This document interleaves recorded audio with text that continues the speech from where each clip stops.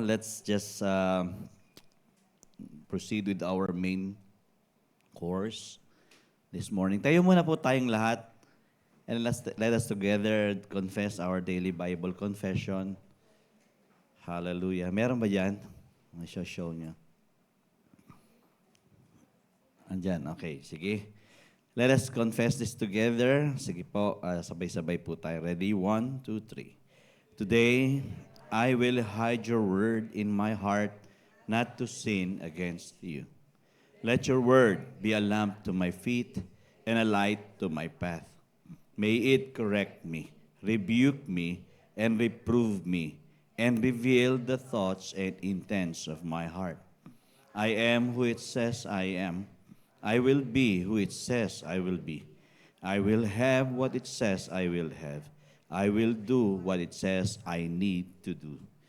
Today, your word will be manifested to me by the power of your Holy Spirit and will by no means pass away. Amen. Manalangin muna po tayo.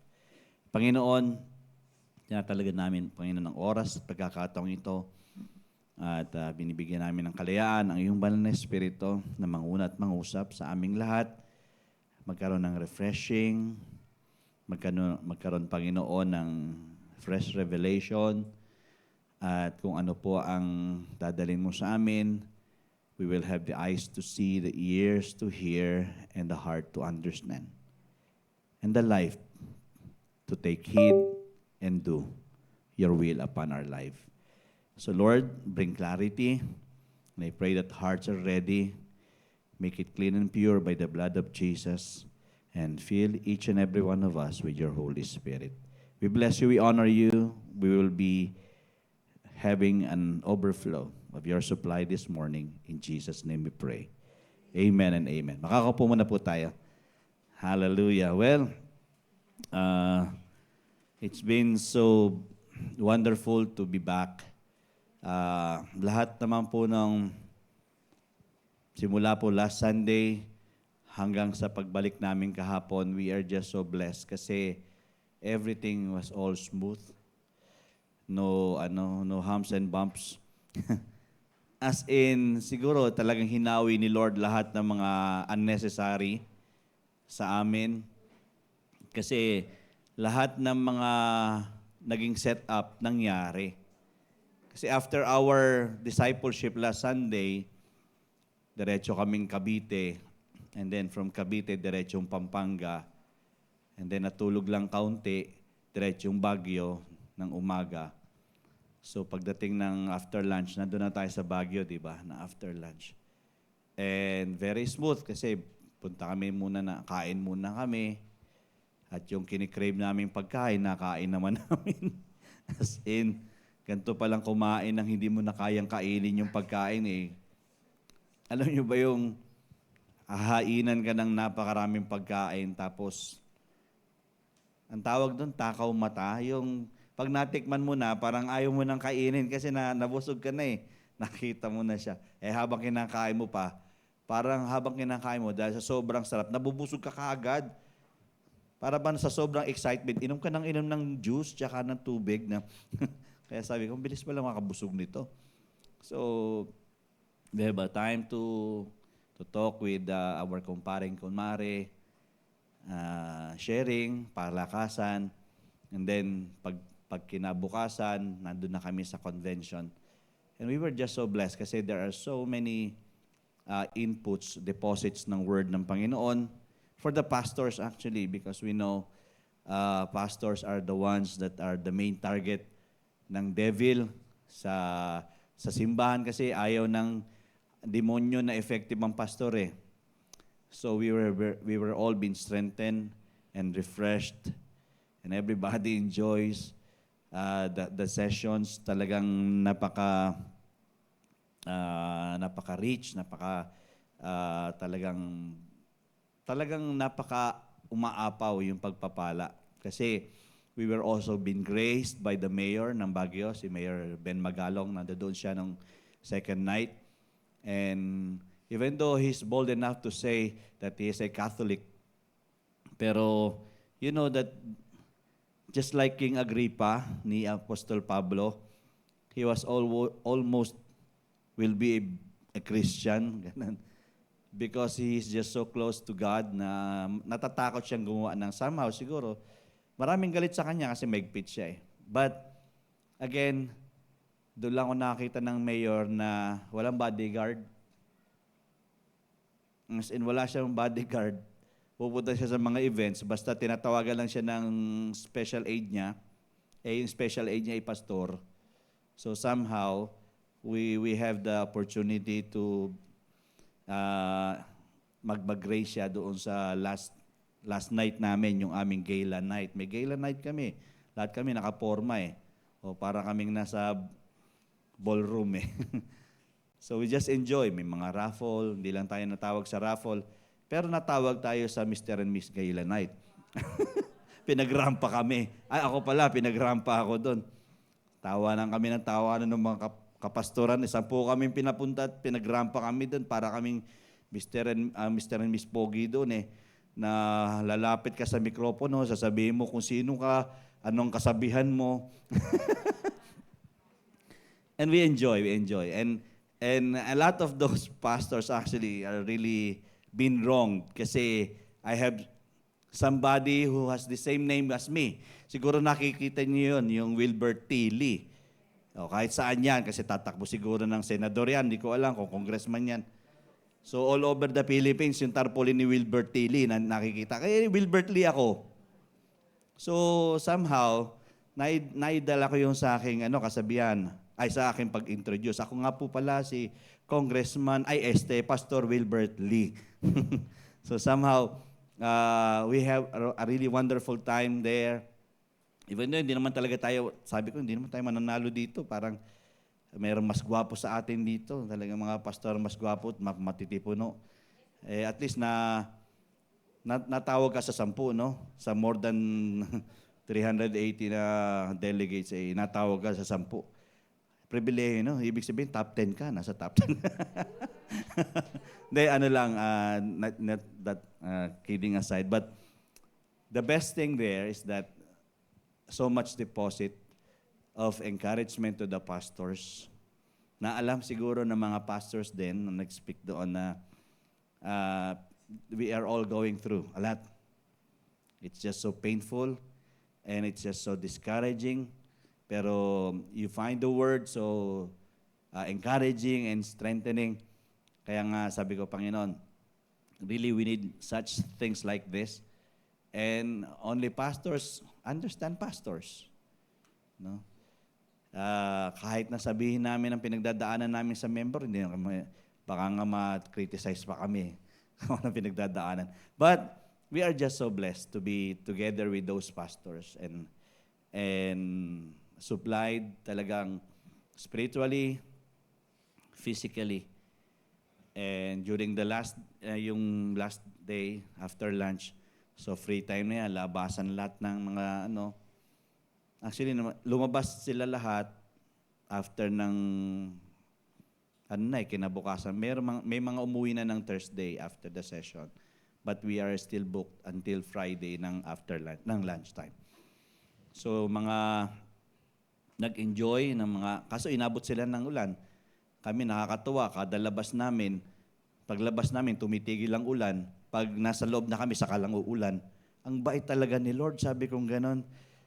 Yung mga pinuntahan naming lugar,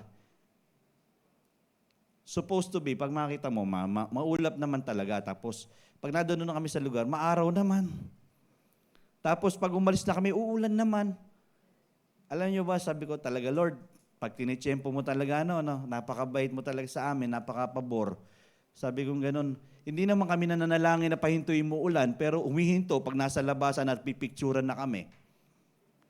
Alam niyo, ganun kumilos ang Panginoon. If we really wanted to be refreshed by God, you just know His will and just be intimate. God, you are in command. You are in control of everything. And it's really a wonderful thing na actually kayo po nagpadala sa amin doon and we are blessed.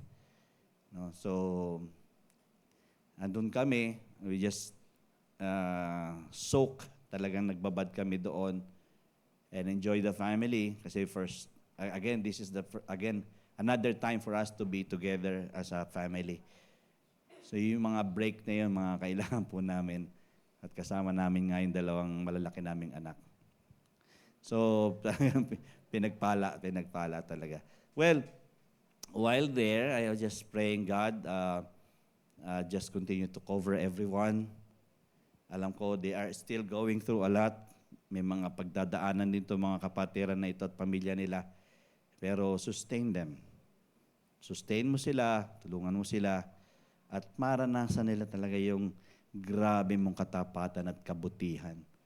Dahil gano'n naman si Lord eh. He never planned anything bad. We will go through the bad situations in our life, but the bad situations He can use to make it good for us, better for us. So, that is why every time na mag-end yung session, Lord, I pray that You will keep everyone, keep every family.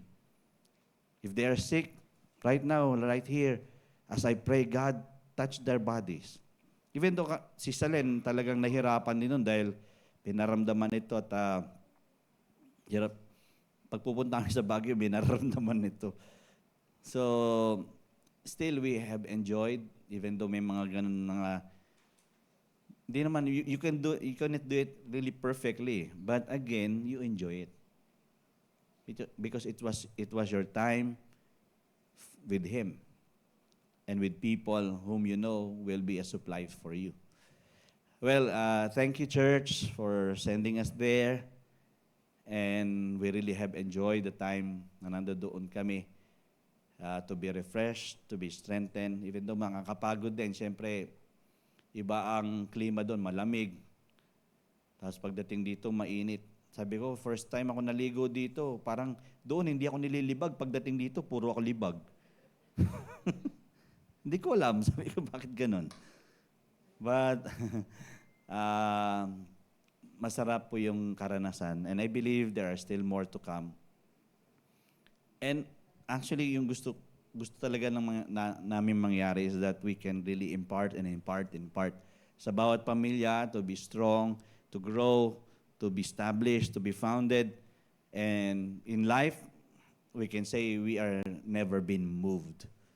No? Kasi maraming nakakapag-move sa atin. Naliligalig tayo masyado. But really, sabi ko, Lord, I believe na ito yung mga bagay na dapat na impart natin sa mga tao na nandito. To which dapat may sa katuparan itong theme natin. That we can all be fit. Because if we can all be fit for the kingdom of God, we are established. And we can say that Christianity is, kumbaga, the experience of Christianity or being a believer of the Lord Jesus Christ is really to the max. As in, you enjoy it and not so burdened about being a believer. Because we now know how to deal with situations in life more wiser. So, ito po ang natin, sa simbahan, yung huling araw ng session, we were all encouraged, no? And this is the path na tinadaanan natin. We were all encouraged to believe for our own building. Pero mo, 380 delegates. And if these pastors can believe that they will have their own property, then it proves really the Lord our God is really alive in that ministry. And we are not just begging God. We know God will provide. Kasi yung testimony ni Bishop Hermie, di ba? Sabi niyang ganon, may salita lang kami ng Panginoon. And we don't have any money when we build the church, do sa lote. Bilhin yung lote at makapagtayo ng simbahan. Yung church doon sa Grand Harvest sa Los Baños, even though inner siya, pero yung pagpasok mo, siya kagad yung mabubungaran mo na malaking simbahan building. At sabi niya, may mga umalis dahil ayaw nung ganun, pero may salita ako ng Panginoon eh. You don't need to hold a money for your assurance. God is your assurance na eh. Pag may salita ka ng Panginoon, yun ang assurance mo eh. And I have the word of the Lord. And I know it might be impossible for me. Sabi nga ni Salen, He is still the God of possibilities. So we were encouraged. We will actually kinumpel ang bawat isa na you believe. If you have the word, you believe that when we have our next convention, somebody is building their own.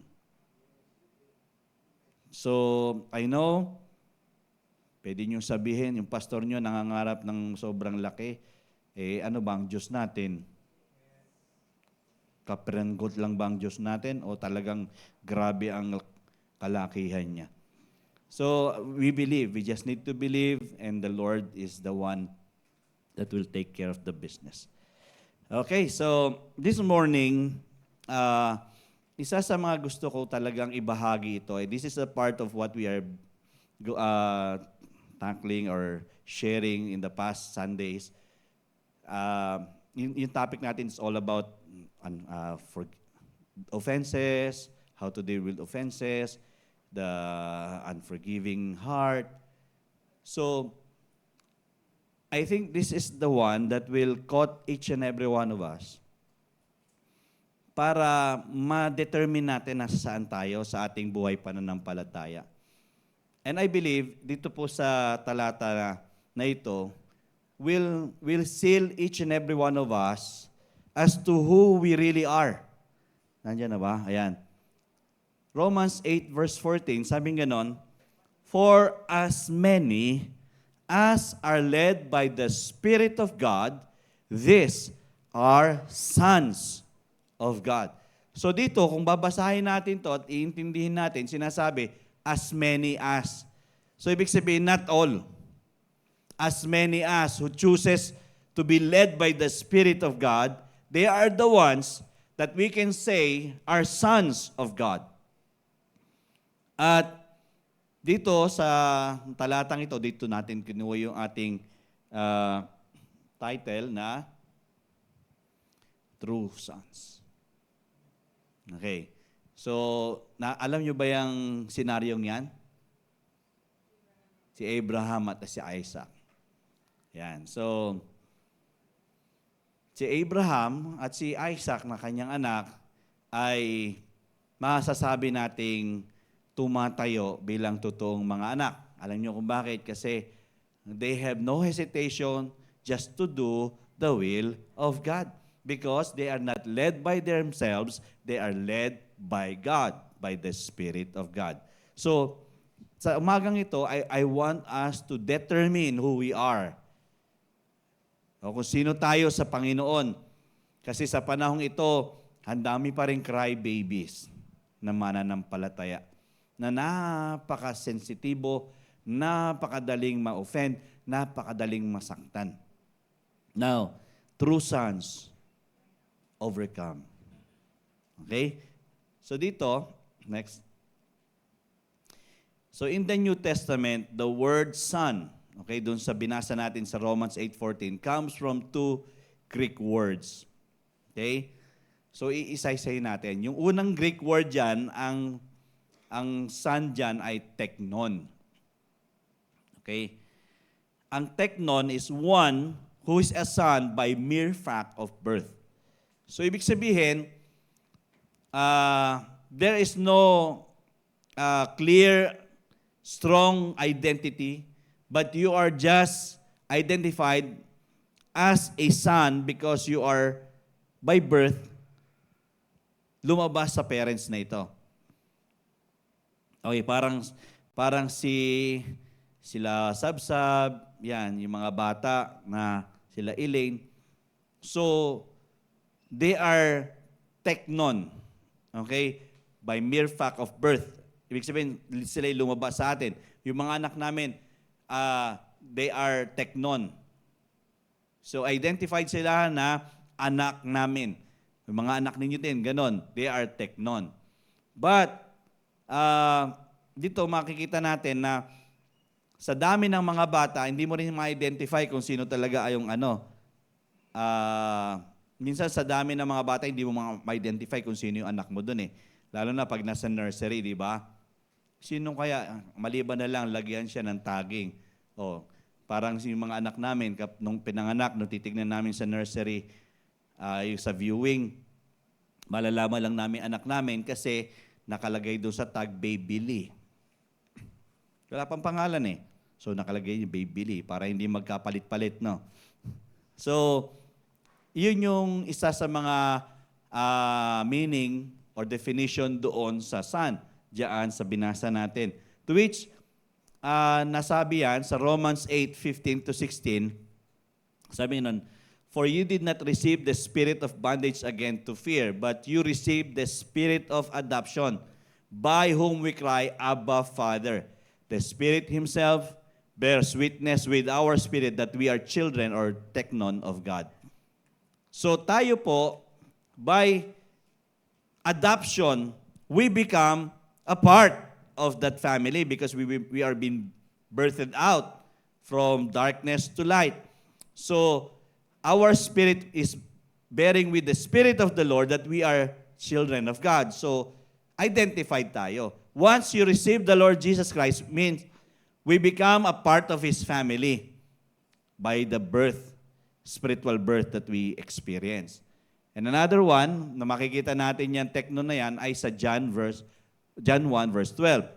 "But as many as received Him, to them He gave" what? "The right to become children or teknon of God, to those who believe in His name."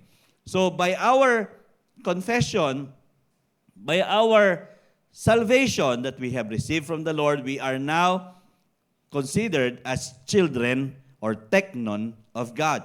So, identified tayo that we belong to God. But there is another translation sa Greek nung son. Ito po yon, huios. Huios is one who can be identified as a son because he displays the character of or characteristics of his parents.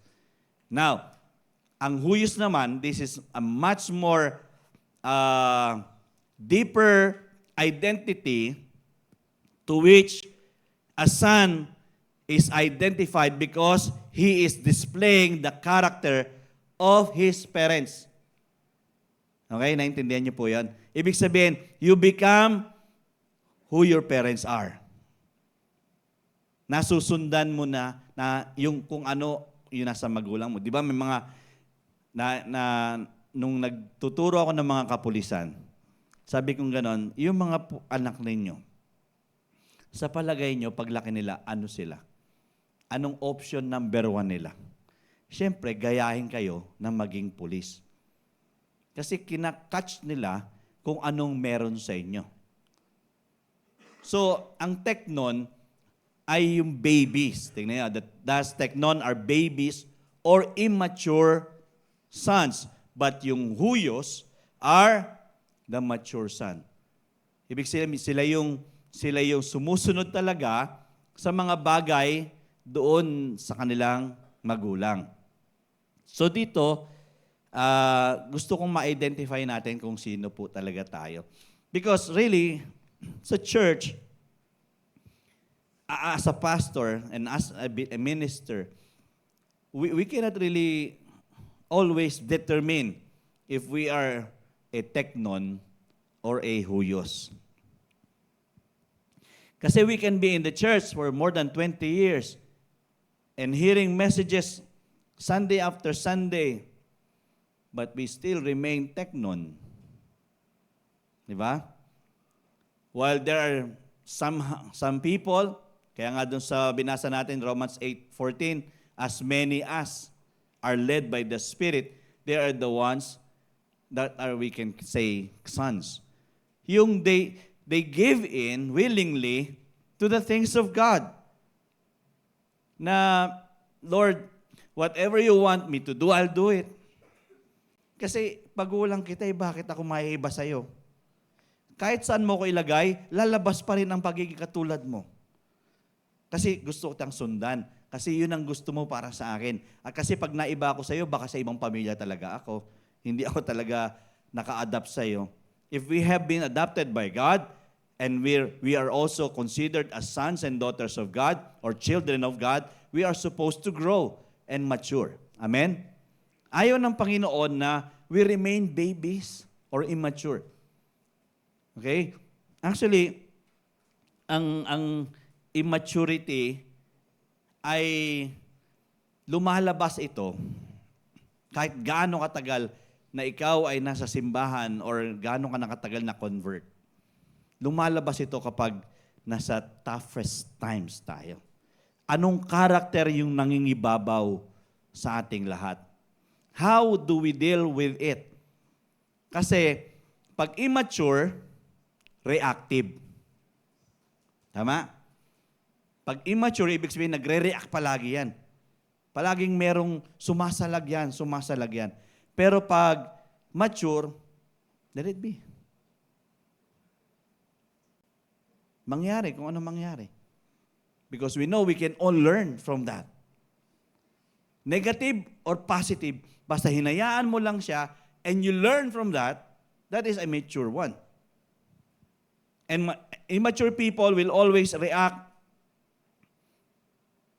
sa pamamagitan ng kanilang sariling emotion.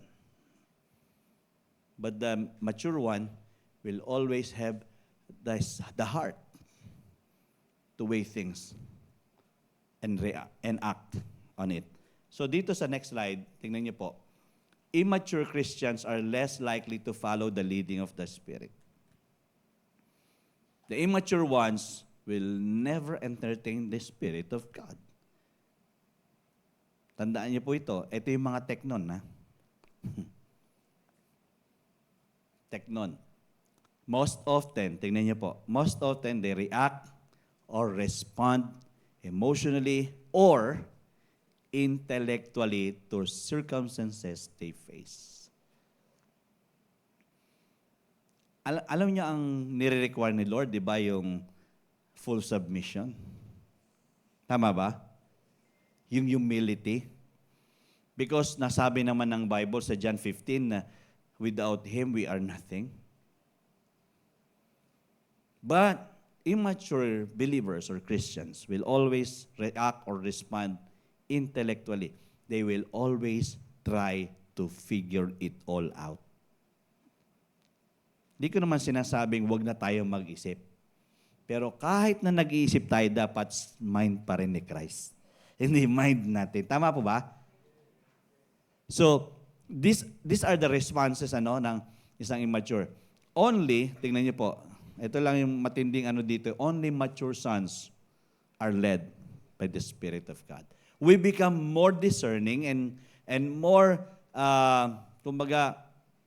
trying to always ask the leading of the Spirit in our life. We will always ask. Alam yung total dependency sa Espiritu ng Panginoon, to which everybody has it.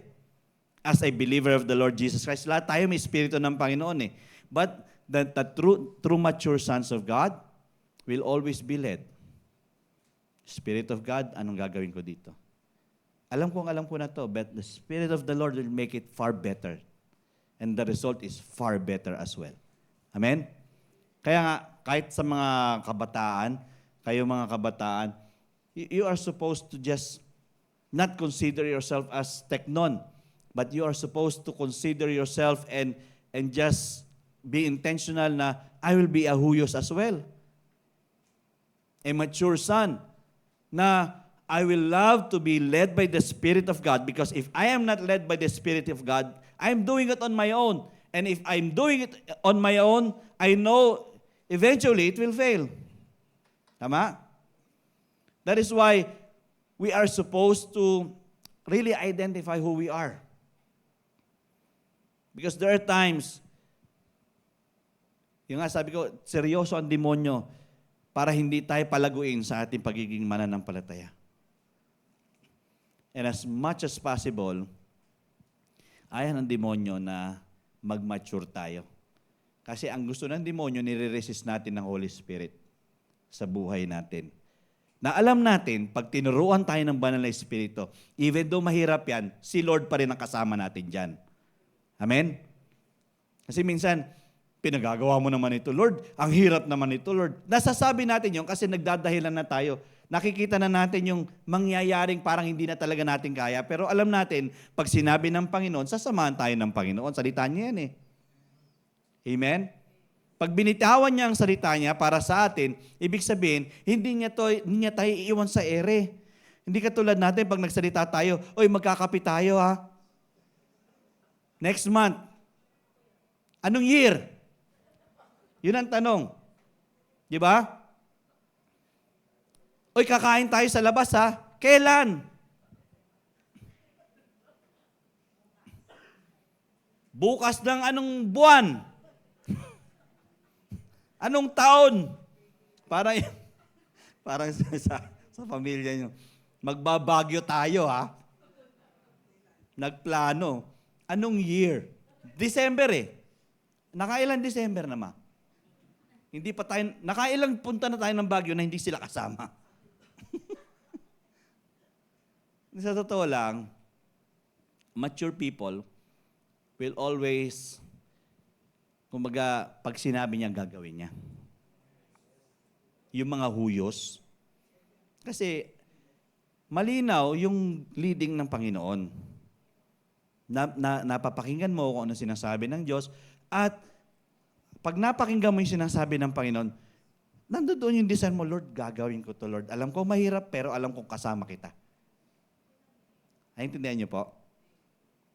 Kaya, ngayon, ang challenge kasi sa atin ngayon is that, can we really be true sons? The huyos one, not the teknon one. Okay? So, bibigyan ko kayo ng mga bagay-bagay. 4 na bagay po ito. Maikli lang naman po itong share ko. So, the mark of true sons. Ito yung mga tanda ng isang totoong anak. Okay? So, number 1 is that maturity is always by obedience. Ibig sabihin, wala tayong issue sa pagsunod. Pag sinabi niya, gagawin natin. Natin hindi ako lang. Natin. Ibig sabihin, kasama pa rin natin ng Diyos. Nakukuha niyo po ba yan? So, it is in the midst of any suffering, we obey His counsel. Kahit na mahirap at hirap at hindi mo ma-spelling at hindi mo maintindihan ng lahat ng bagay, pero you just so sold out and deciding, I will just obey. And maturity is like that. A true son will always obey. Kung ano pinagagawa mo, Lord, gagawin ko. Kahit na sa tingin kong imposible para sa akin, pero pinagagawa mo to, ibig sabihin posible ito. Diba? To those who believe, nothing will be impossible. So Hebrews 5:8, tingnan niyo po, sabing ganan, si Jesus to though He was a son, this is teknon. No, He identified Himself as a son, yet, tingnan niyo, He learned obedience by the things in which He suffered. The best thing that we can really learn obedience is through suffering. Kahit na hirap ka, pero inihahakbang mo ang iyong mga paa tungo sa kalooban ng Panginoon. Ibig sabihin, sold out tayong sumunod at nagmamature tayo. Dahil ang mature ay kahit na nasasaktan, hindi lalabas na nagbabalat sibuyas o nagpupusong mamon. Okay, we always wanted to obey the Lord, what His counsels has said to us, kung ano yung sinabi ng Panginoon, sold out na tayo na hahabangan ko yung Panginoon. Okay? And then, pangalawa, yan, we operate in the mind of Christ. We choose God's way, not our own. So a true son will always make Him first. We always inquire what is in the mind of Christ over us. Ano bang iniisip ng Diyos sa atin? Baka mamaya ang iniisip lang natin yung atin. We operate in the mind of Christ. Every one of us who received the Lord Jesus Christ has the mind of Christ. So we inquire, Lord, what is your will for me? What do I need to do? So sasabihin natin, Panginoon, kung ito ba ay tama, gagawin ko to, gagawin ko. Di ba, sa Bible, paulit-ulit naman yan, nag-i-inquire sila sa Panginoon. Ano ang isip mo dito, Lord? Anong puso mo rito? So I just need to know. And if I know, then that is the thing that I need to do. Okay? 1 Peter 4:1, sabi nga nun, therefore, since Christ suffered for us in the flesh, arm yourselves also with the same mind. For he who has suffered in the flesh has ceased from sin. When we operate in the mind of Christ, we will not be led to sin. Ibig sabihin, we have that push na hindi tayo lilihis ng landas. Because we operate in the mind of Christ, sin is not considered in our system. Amen? Ibig sabihin, alam natin na baka makompromise ako dito, then hindi ako susunod doon. Hindi ako mag-give in doon. So we operate in the mind of, as true sons, we are not just too mindful of ourselves, we are too mindful of what He will say to us. Amen? Ibig sabihin, kung ano ang sinasabi ng Panginoon, yun yung aking iisipin. At kung hindi ko hayaang maglaro sa isip ko ang problema, kung anong issue sa Senado, sa Kongreso, o ang takbo ng politika sa Laguna, sa Binyan, sa Santa Rosa. Alam nyo kasi minsan, when we are so operating in the mind of our own minds, we justify everything that we see. Oo, nanalo ang Team USA, nag-gold siya. Para saan pa kay? Masaya tayo, nanalo ang gold. Ng gold si Yulo, nakadalawa. But, again, if we are operating in the mind of Christ, thank God for that. Kasi the Philippines was known. Again, we have brought a mark on the international scene. But it is not the way of God.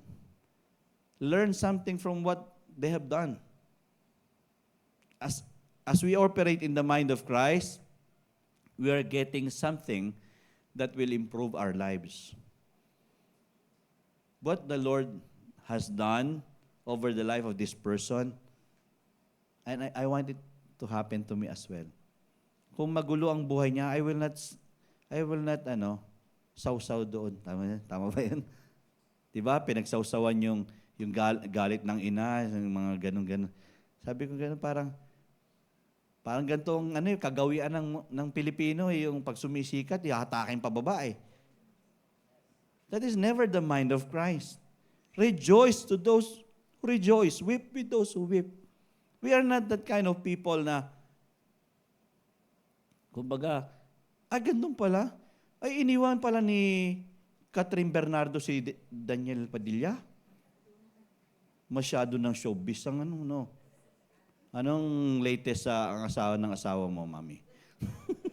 Hanggang sa Baguio, nakatutok ito. Alam niyo ba yung minsan, we magnify so much of the things of the world, and that has become our mindset. Nakakuha niyo ba?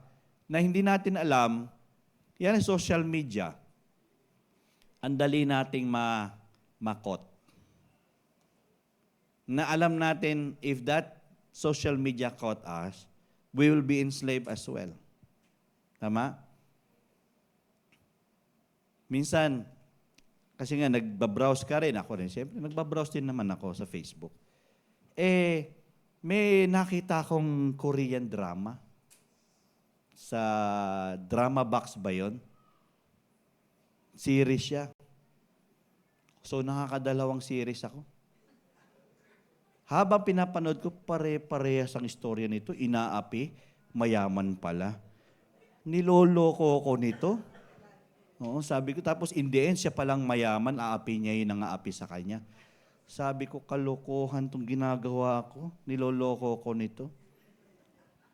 Minsan, kailangan maggising ka sa katotohanan eh. Do I need to stay in that? Or just need to go out of that? As true sons, we choose God's way, not our own. Kasi we try to satisfy ourselves because of magaganda naman mga istoryahan, pero in the end, alam mo naman, pare-paras lang istorya nila. Ewan ko.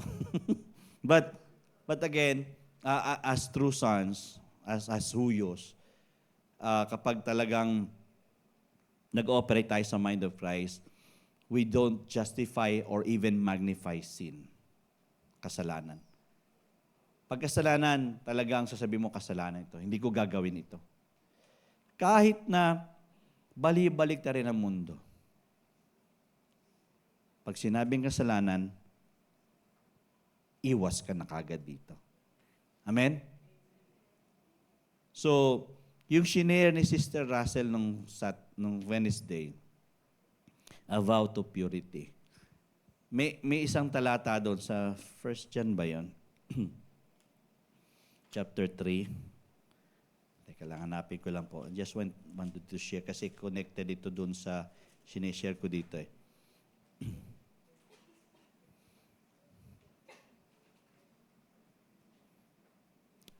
Chapter 3, verse 1, 2, 3. 4, 5, 6. Haba, no? Haba, basahin muna natin to. 1 John 3, 1 to 6. I want us to just say this. Para somehow, alam natin kung ano tayo. Sabi nga nun, behold, what manner of love the Father has bestowed on us, that we should be called children of God. Therefore, the world does not know us. Kasi we are just children because it did not know Him. And then, pagdating sa verse 2, beloved, now we are children of God. And it has not yet been revealed what we shall be. But we know that when He is revealed, we shall be like Him. Now we become huyos. For we shall see Him as He is. Pagdating sa verse 3, sabi nga nun, and everyone who has this hope in Him purifies himself just as He is pure. So the character of the Father has now become the character of you. The purity. Verse 4. So whoever commits sin is also commits lawlessness. And sin is lawlessness. So, ibig sabihin, sumusuway. Pagdating sa verse 5, and you know that He was manifested to take away our sins, and in Him there is no sin. At pagdating sa verse 6, whoever abides in Him, ito matibay na talata ito eh. Whoever abides in Him, ulitin, sabihin nyo nga, does not sin. And whoever sins has neither seen Him nor known Him. Okay? Dito pa lang, doon sa mga huyos, they abide in Him so that they will never sin.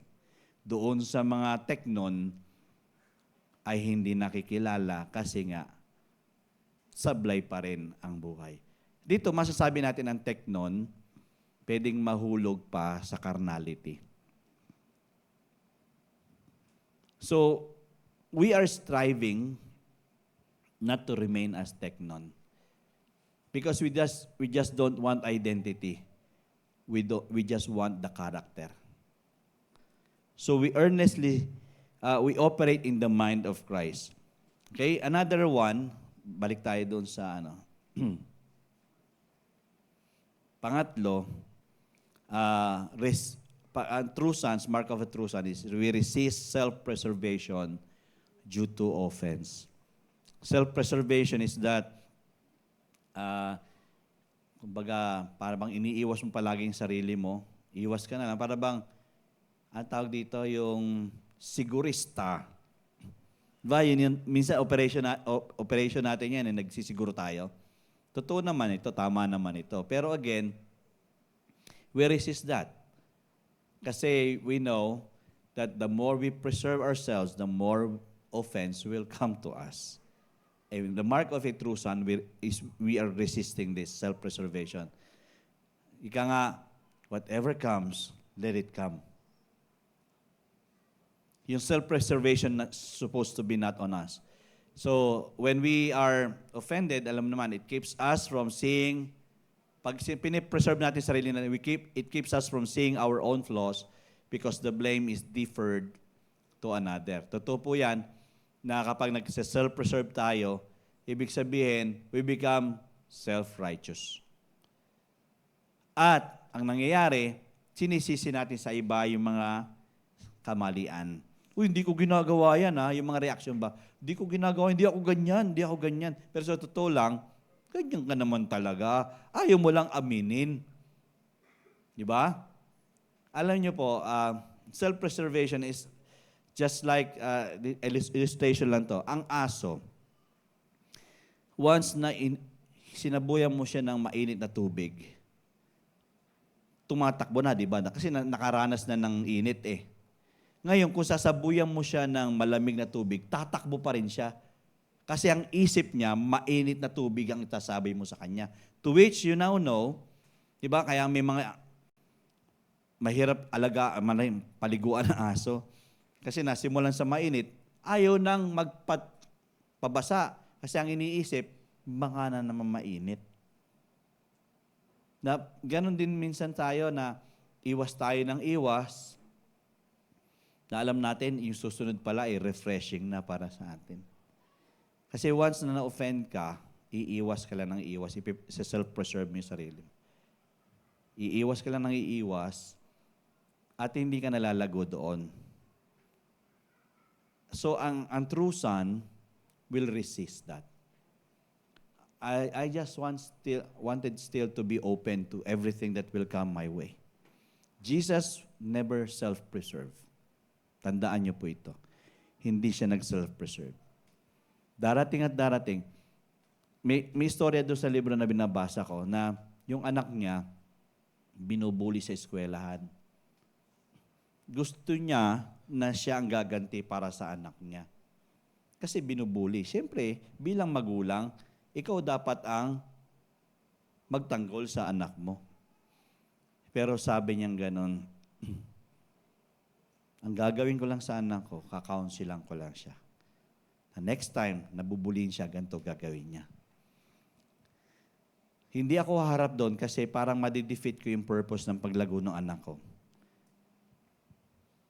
Dahil nabubuli. I'll just counsel him all the time what he needs to do. And eventually, that kid outgrew bullying. Kasi he now knows how to deal with it. Masasaktan. Kasi normally ang mga bully is much more more bigger, more vocal, talagang kontrabida sa buhay talaga. But when you know how to deal with it and you pass on to the kid, they will know how to deal with it really as well. They will mature on it. Okay? So, tingnan niyo yung 2 Corinthians 10 verse 12. For we dare not class ourselves or compare ourselves with those who commend themselves. But they, measuring themselves by themselves and comparing themselves among themselves, are not wise. So, wag nating kinukumpara yung mga sarili natin sa iba. Bakit siya ganun ba? Self-preservation yung ganyan. Bakit siya ganun? Ako ganito lang. Kasi kung ano ang binigay ng Panginoon, yun yung always best para sa ating lahat. Tama? At ayaw ng Diyos na mag-isip tayo ng mga bagay-bagay na makakasama sa atin. Kung dumating yan, ibig sabihin, may tinuturo ang Panginoon sa atin. Amen? Because every one of us will be offended a lot of times. But how do we deal with it? Shall we react or shall we act on something that will never harm us, but it will bring something good in each and every one of us? That is why ang self-preservation is not for every true sons. Okay? And the last one is this. True sons are earnestly seeking to make peace by His love. So ang isang totoong anak will always make peace by His love. Diba na natatandaan nyo yung shinare ko na we are not supposed to be just operating in our own love, which is phileo love, but we are supposed to be all operating in the agape kind of love, the agape love of God. Kasi if the love of God, the mismong love ni God ay nasa sa atin, sold out tayo na kahit na parang imposibleng magkaroon ng kapayapaan, we still desire peace. Amen? True sons will earnestly seek to make peace. Ibig sabihin, hanggat maaari, I will not have enemies. If they are become my enemy, I will still love them. That's making peace as well. Amen? Ayaw natin na sa buhay natin ay kontrolado tayo ng, kumbaga, ng vengeance, yung we seek our own justice. Diba, sa church, sa Corinthians, anong sabi? Alam ko, binasa na sa devotion natin ngayon yun na yung dinadala yung kapatiran sa korte, that's being teknon.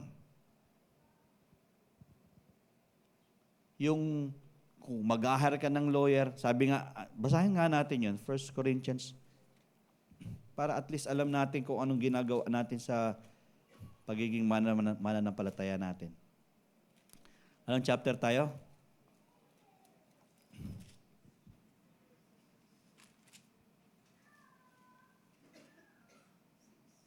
Chapter 6. Yan.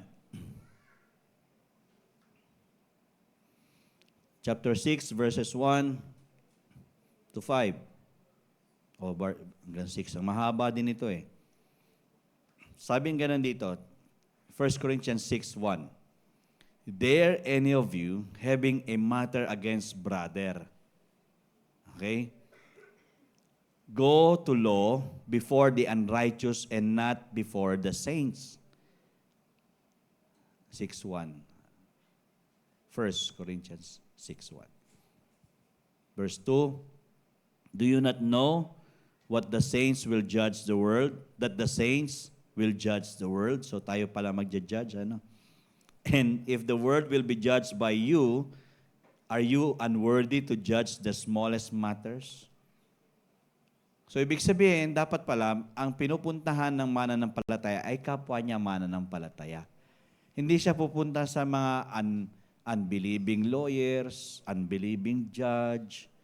Actually, yung kumparit-kumare namin, sabi niya ganon, talagang nawala yung namin, yung bumabatiin namin doon sa lawyer na. Kasi of all the people, they know the word, but they don't live the word. They just know it. Okay, verse 3. Do you not know that we shall judge angels? Pati tayo pala, mag-judge sa mga anghel. How much more things that pertain to this life. Verse 4, if then you have judgments concerning things pertaining to this life, do you appoint those who are least esteemed by the church to judge? Verse 5, I say this to your shame. Is it so that there is not a wise man among you? Not even one who will be able to judge between his brethren. So, nakakalungkot na sa simbahan, imbis na merong mamamagitan, nagkakampihan. And then, tingnan sa verse 6. But brother goes to law against brother, and that before unbelievers. This is very worst. Mga kapatid, wala dapat sa bokabularyo natin ang magpunta pa tayo sa mga hukom, sa mga abogado. Tayo mag-ayusan. We make peace. Amen? Okay? Verse 7. Now therefore, it is already an utter failure for you that you go to law against one another. Why do you not rather accept wrong? Let yourselves be cheated. Tingnan nyo. Sabi nga nun, it is an utter failure that we go to law against one another. It's an utter failure.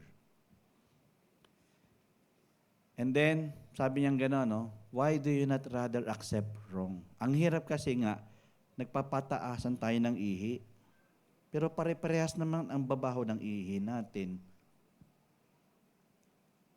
Why not just let ourselves be cheated? Kung maloko tayo. Ganun naman talaga. Si Jesus nga niloko eh. Pero ang tanong, how do we really react or act on? Are we acting on just our intellect or emotions? Church, gusto ng Panginoon na maintindihan natin that sa buhay po talaga, ang maturity hindi nakukuha sa dami lang ng nalalaman. Sa mga experiences po natin sa buhay at paano tayo mag-a-act on. Yun ang gusto ng Panginoon, mag-mature tayong lahat dito, that we will be huyos, not teknon. We can be identified as a believer of the Lord Jesus Christ, but it is one thing that we are really revealed as true sons of God. Ibig sabihin, mas nakikita na anak talaga ng Diyos ito.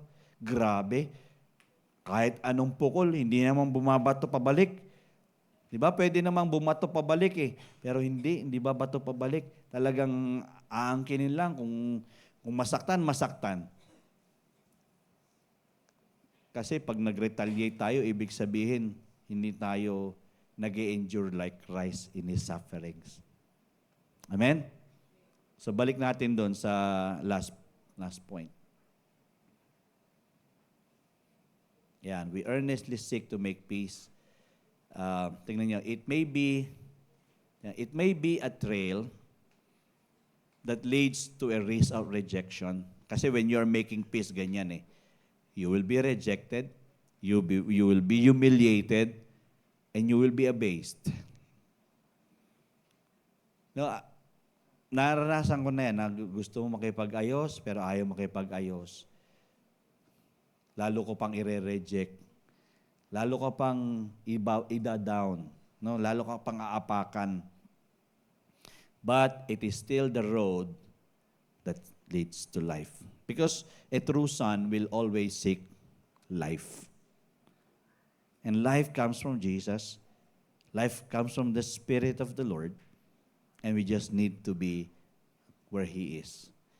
Romans 5 verse 5, sabi nga, now hope does not disappoint. When we are hoping in God, we will never be disappointed. Because what? The love of God has been poured out in our hearts by the Holy Spirit who was given to us. It was already given to each and every one of us the love of God by the Spirit of the Lord. Kaya nga, I know it's hard for us to make peace, but we still pursue. Because God has called us peacemakers. Diba? Sa Matthew 5, sa Beatitudes, blessed are the peacemakers. So, mga kapatid,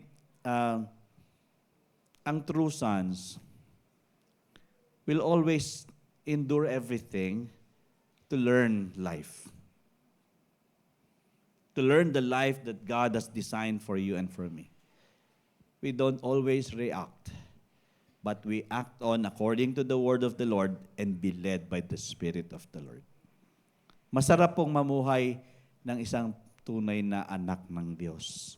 Alam ko magmumukhang komplikado kasi ang hirap eh. Kasi pwede naman natin, yung nga ang madalas na litanya natin, ang daling sabihin, ang hirap gawin. Pero pag alam mo na nandiyan ang Panginoon, napapagaang ang dinadala at ginagawa natin. Tama? Kaya mag-strive tayo, magpursige tayo na maging true sons. Mag-mature talaga. Hindi tayo mga crybabies dito. Alam ko masasaktan tayo, pero we know how to act upon it. Hindi lahat ng panahon nakangiti tayo. May mga panahon na iiyak tayo. Pero sa mga panahon na umiiyak tayo, mas natututo tayo at mas tumatatag tayong lahat. Kaya sa Ecclesiastes chapter 7, yan, nasabi ko na mas maganda pa pumupunta sa lugar ng nag-iiyakan yung sa burol, sa burulan, kaysa doon sa feasting sa mga nagdiriwang. Kasi doon natututo ka Alam niyo, bilang mga mananampalataya sa panahon ito, we just need to acquire a lot from the Lord and accept everything that comes our way and then learn and grow and mature. Because all God wants us, we are all established in life and we are not easily be moved and easily be broken and defeated in life. But we are going beyond, above and beyond always. Yun yung nangyayari sa atin When we go through a lot of these things, we go above and beyond. Na pagtatagumpayan po natin. And this is the prayer that I wanted to share with you. Namatay. Yan. Father, let us not just be a Teknon son, but also a Huyos son that displays the character of you, our God. That you become so evident in our life, always led by your Holy Spirit, growing and maturing in times of suffering and conflict. Always loving and forgiving, desiring healing, refusing to walk in pride, but pursuing peace even at the risk of rejection, humiliation, and abasement. Empower us with your Holy Spirit that we can reveal the true sons of God. Amen. I hope you receive something from what I've shared. Alam niyo, sa simbahan, dapat, sa totoo lang, ang simbahan po, hindi po ito yung lugar na para himas-himasin kayo. Okay? Nahihimas kayo. Pero ito yung ang simbahan ay lugar na kung saan tinutulak kayo ng tinutulak para lumago at magpatuloy.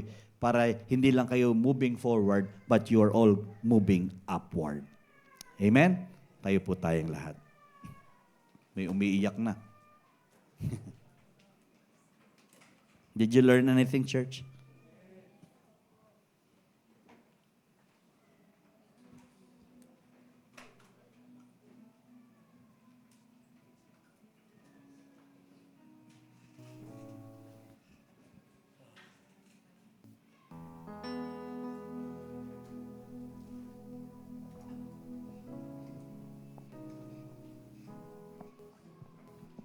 This is my heart's desire always.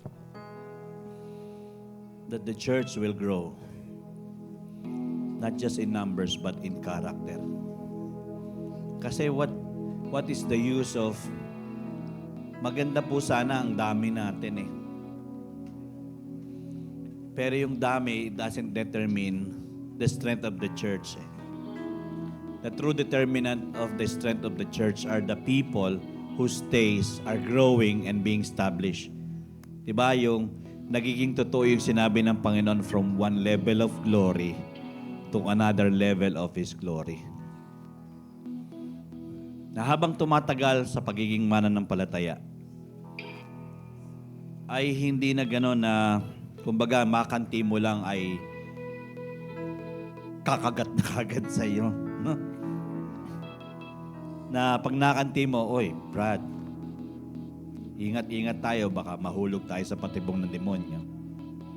We remind each and every one of us to be more sensitive of the working of the Spirit, that we can be led always by Him and always na sinusundan natin kung ano yung pamamaraan niya sa atin. All that I desire is that we all grow.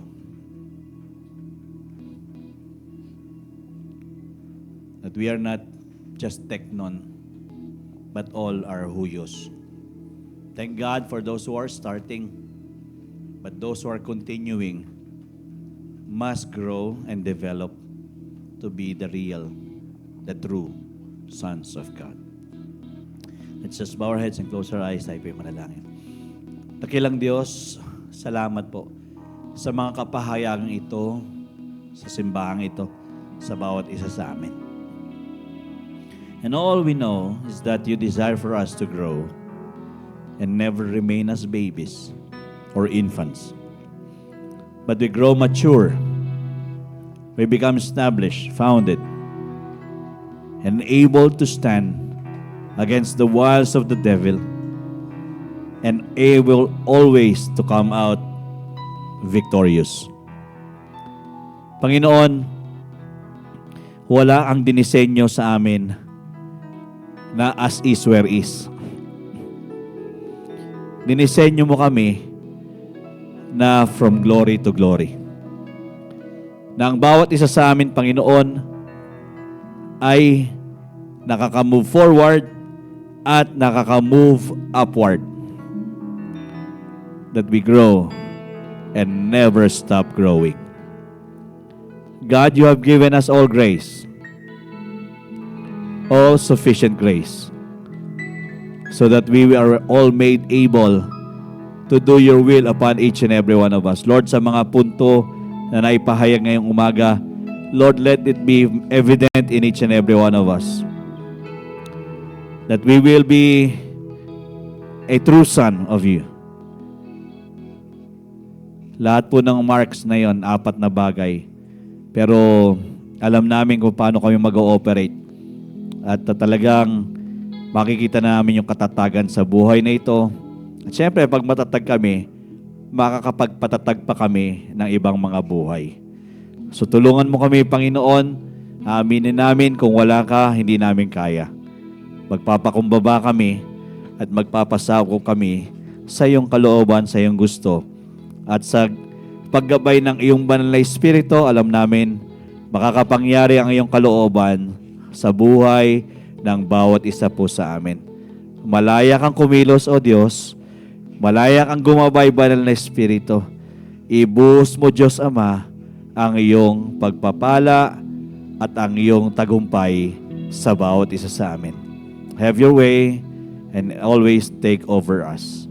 Hallelujah. Just take over us, O God. Thank you, Jesus.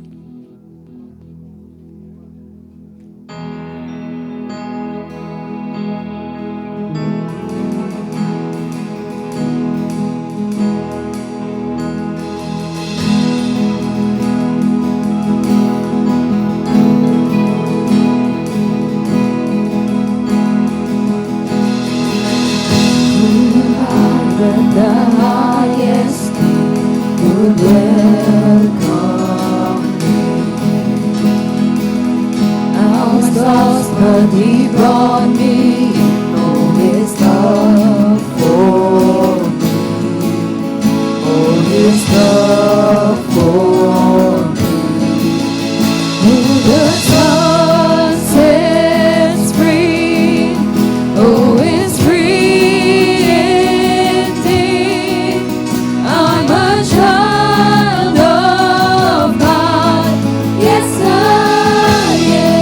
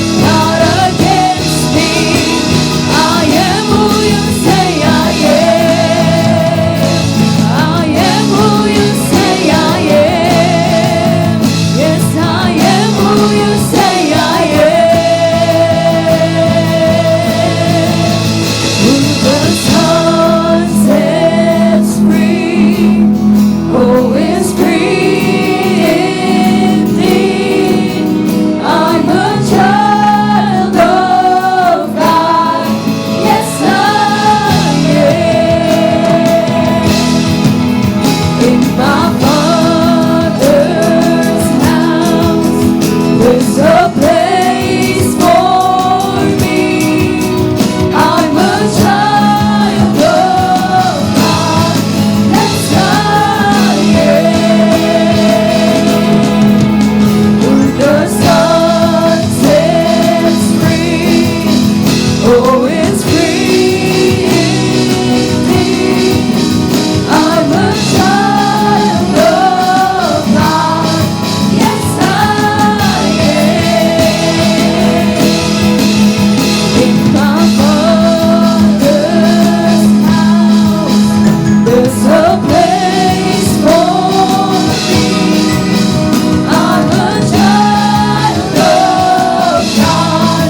Yes, I am. I am chosen, not forsaken. I am who you say I am. You are for me, not against me.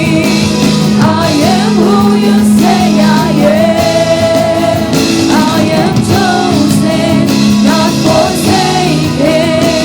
I am who you say I am. You are for me, not against me. I am who you say I am. I am who you say I am. I am who you say I am. Yes, I am who you say I am.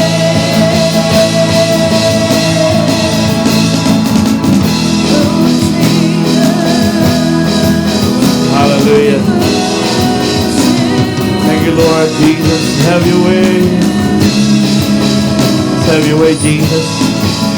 Take over each and every one of us, oh Lord. Hallelujah. Oh, we celebrate being sons of yours. We celebrate being sons of yours. Let's have your way, Jesus. Hallelujah. Father God, just continue to have your way in each and every one of us.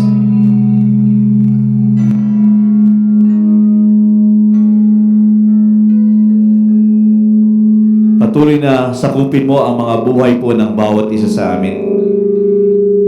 Lord, sa proseso ng pananampalataya, maganda sana manatiling bata. Pero syempre gusto mong kami maging mature. Mas matalino, mas malalim ang pagtingin sa iyo, mas seryoso sa aming paglakad bilang Kristiyano, bilang mananampalataya. Mas sensitibo, Panginoon, sa mga ayaw mo at mas ginugusto na gawin ang gusto mo. Panginoon, tulungan mo po ang bawat isa sa amin na huwag kaming lumakad na estranghero habang tumatagal sa lakaring ito, sa lakbayang ito bilang mananampalataya.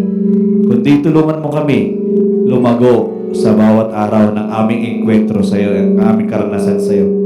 Tulungan mo kami na makita namin ang ganda ng sumusunod at pinangungunahan ng iyong banal na Espiritu. Sa totoo lang, Panginoon, talagang pinagpala ang buhay pag ang gusto mo ang nangyayari sa buhay na ito. Lord, thank you po sa kapahayagan ng iyong mga salita ngayong umaga. Sa aming pagtanggap, hindi po ito mababaliwala. Tulungan mo kami na i-cultivate namin ang mga salita mo na aming natanggap. Tulungan mo ito na lumago sa aming mga buhay. Hindi lang ito kaalaman, kung hindi kapahayagan na patuloy na mag-aangat sa buhay pananampalataya namin sa iyo. God, cause each and every one of us to really grow and mature in you. And every one of us revealing who the sons of God. Hallelujah, in this world. Lord, thank you for such a wonderful time in your word and in your presence. We will continue to enjoy you, God, day after day, mula Lunes hanggang sa susunod na linggo. Alam namin, pupunuin mo kami ng iyong masaganang pagpapala at patuloy na susuplehan mo kami ng iyong masaganang biyaya. At araw-araw ay tagumpay, araw-araw ay pagpapala, araw-araw ay pabor mula sa iyo. At gagamitin namin ang buhay na ito para maging pagpapala sa iyo, O Diyos, at pagpapala rin sa maraming taong dadalhin mo sa aming mga buhay.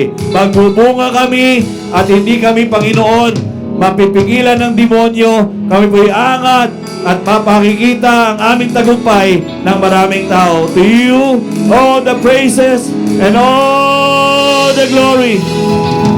We give it all back to you, Lord God. We honor you, we love you, we thank you. In Jesus' name we pray. And everybody says, Amen and Amen. Hallelujah. Well, I hope and I pray that we got something from the word today. And I hope and I pray you talked about it in your life. You meditate it and you just cultivate it. Masarap pong ulit-ulitin at masarap pong i-meditate ang word ni God. You are the blessed of the Lord. You are a great blessing and your life will be a great blessing to many lives. In Jesus' name. Amen and amen. God bless everyone. Have a wonderful time sa CCU. At mga magdi-discipleship, pwede kayong hanggang alauna tayo mag-start. Alauna. So we can have time to chew, to enjoy our meal. God bless everyone. We love you, church. See you again.